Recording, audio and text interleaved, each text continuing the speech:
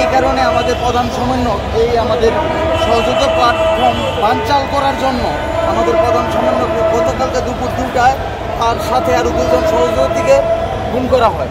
এই কারণে আর আমাদের যে দাবি, আমাদের সহযোগিতা প্ল্যাটফর্মের দাবি, আমাদের যারা ফ্যাসিস্ট সরকারের মধ্যে চাকরিচ্যুত হয়েছে যাদের চাকরির বয়স আছে তাদের চাকরিতে পুনর্বহাল, আর যাদের চাকরির বয়স নাই তাদের পেনশন এবং সরকারি আওতাধীন যে কর্মসংস্থান আছে তাদের মানে যারা আছি তাদের ওই জায়গায় পদ ও মর্যাদা অনুযায়ী ওই সব জায়গায় জয়েন করানো, মানে নিয়োগ দেওয়া। এটা আমাদের মূল আজকে দাবি 4টা। মানে আগে সহযোগিতা প্ল্যাটফর্মের দাবি ছিল 3টা, আজকে নাইমুল ভাই প্রধান সমন্বয়ক, তার জন্য আরেকটা আমাদের মূল দাবি নাইমুল ভাইয়ের মুক্তি চাই এবং কি আমাদের চাকরির ডিসপোজাল আজকেই দিতে হবে। আমরা 9 মাস যাবৎ এই প্ল্যাটফর্মের সাথে আছি, আমরা দফায় আন্দোলন করতেছি। আমাদের শুধু নাকের ডগায় ঝোলাই রাখে যে আজকে না কালকে না 3 কর্ম দিবসে 5 কর্ম দিবসে 7 কর্ম দিবসে, কিন্তু আমাদের কোনো সুরাহা দেওয়া হয় নাই।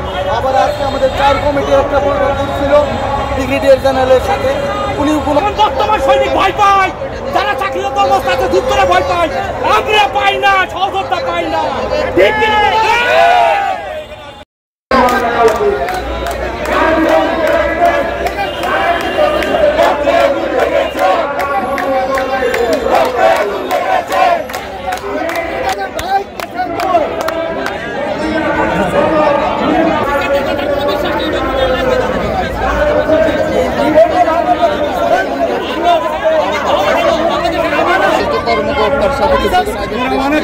মোটা চামড়ার অফিসার সমাজে যারা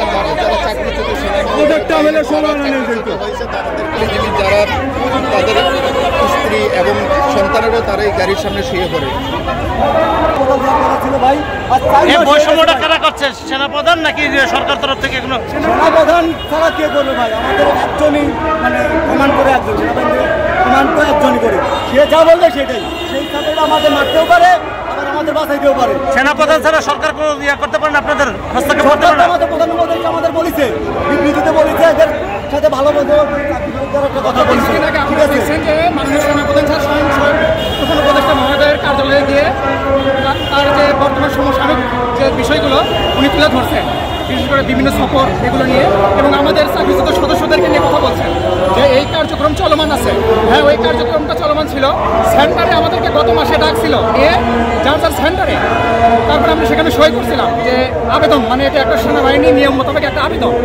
আমরা যে পার্সোনালি আবেদন করছিলাম পিডিএফ করে, ওই আবেদনটা না, যার শুধু সেনাপ্রধান বরাবর আমাদের আর্মির লোক যে নির্দিষ্ট আবেদন, এই আবেদন ফর্মে 4 কপিতে আমাদের সিগনেচার নিয়েছিল।